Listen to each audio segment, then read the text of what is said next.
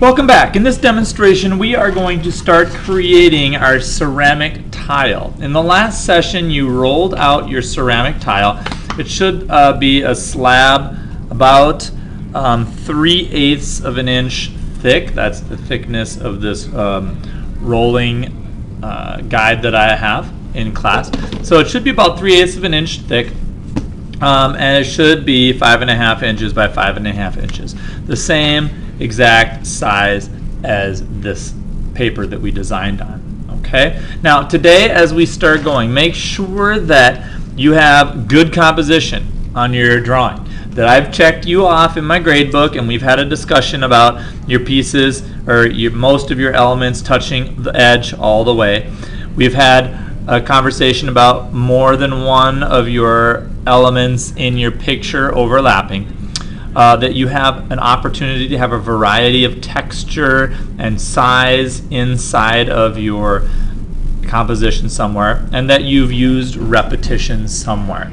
Okay? So this is like kind of the finished today version of what I would like your work to look like. You're going to actually take your drawing and you're going to trace it on top of your clay slab. So this is the one that I kind of already started as an example, and this is the one that I rolled last time in the demonstration.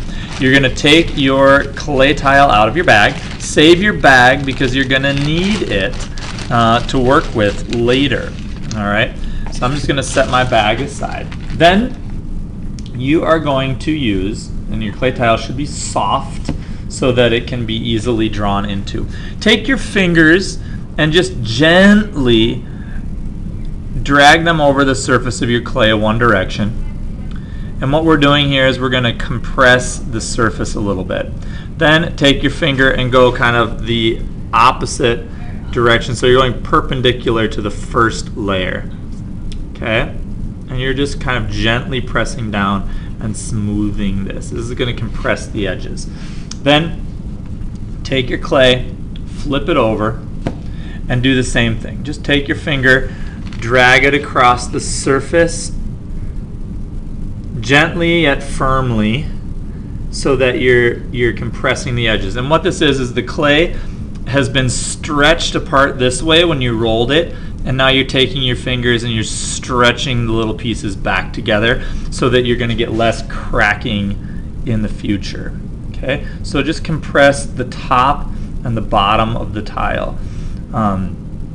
Usually I would do this with a metal tool, but I don't have enough metal tools for the whole class to do this. So you're going to use our fingers. Then flip your tile back over so you have your name on the back and your section name on the back, and you've got on the front just a smoothed surface.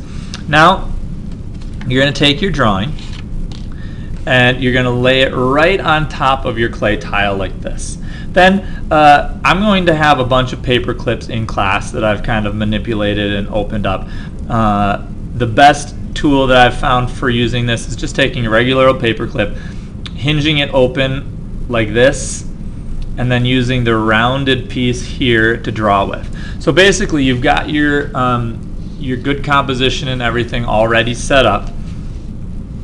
All right, and you're going to start thinking in the sense of our relief sculpture. Now, relief sculpture is carving into a flat surface to create an image. That's what we've already got our image here.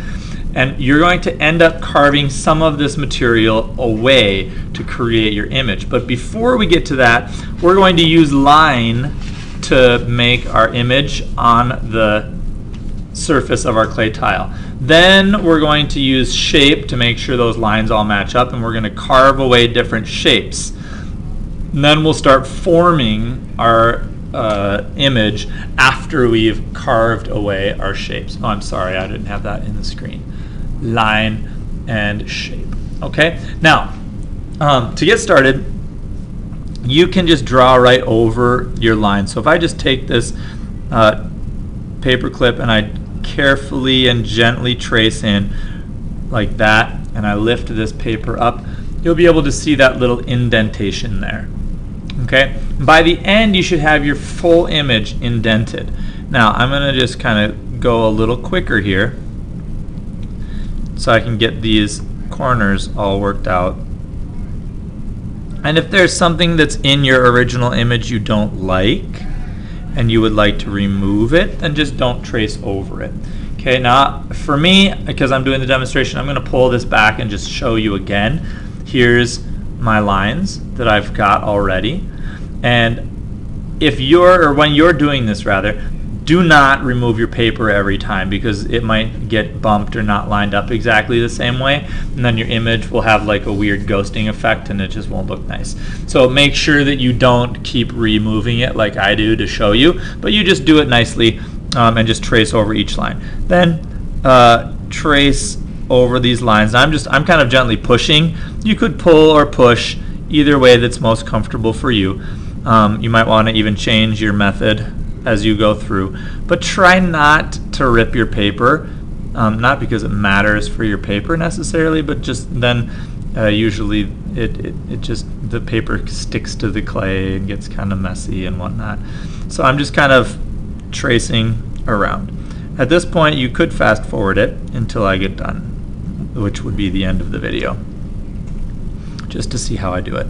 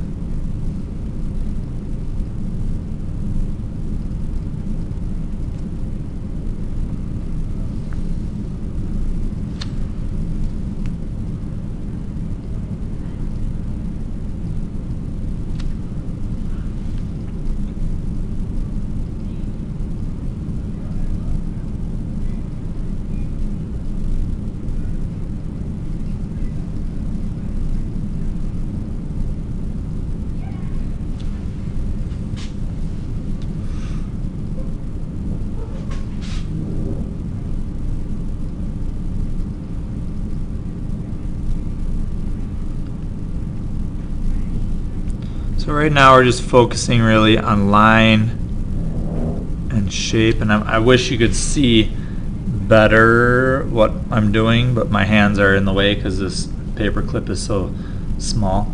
But yeah, I mean, you get the idea. I'm just using this rounded end here to trace over my shapes. Now I'm just going to make this a little bit different. I want my roots to be a little bit longer and come all the way down to the edge of my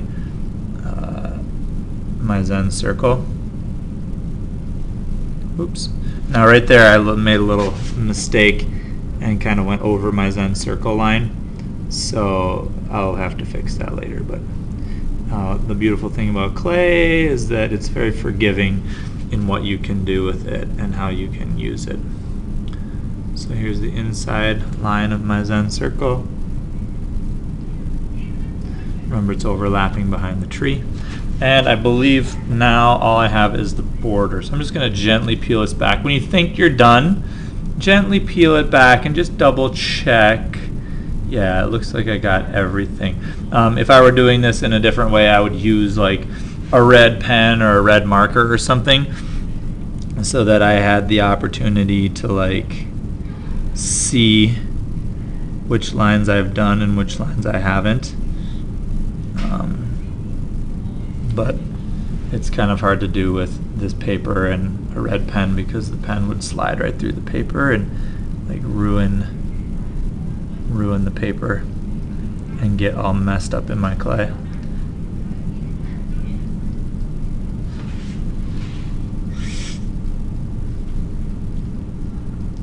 Now, although I'm tracing this and being careful to like stick with my original design, if there are pieces of your original design you don't like, or you feel like you need to change for whatever reason, like this wiggly line right here is too close, it's not as far away wiggly as I have it there, those are some little things that you could change. Just little things though. I don't want you to be changing huge dynamic parts of your composition. You're just going to change little bits, only if you need to. You don't have to change your composition or your lines. Remember, this part of our lesson is all about line. we are making the lines and the shapes of 2 dimensions, right? This is still like the drawing portion. And then we're going to get into the carving. Now I'm going to pull this piece off, and I no longer need it now because I've got my drawing there. But I would save this just so as a reference for you. So you can say, oh yeah, this is supposed to be the tree. I was going to do this kind of texture.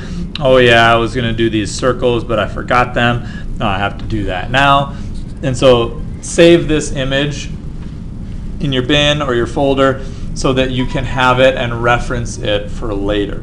Remember, we are working on line. You want to make sure that your composition is good, that you images touch the edge, overlap, have variety, and use repetition. And of course, we are working on the concept of a relief sculpture, which we will be finishing in the next few videos.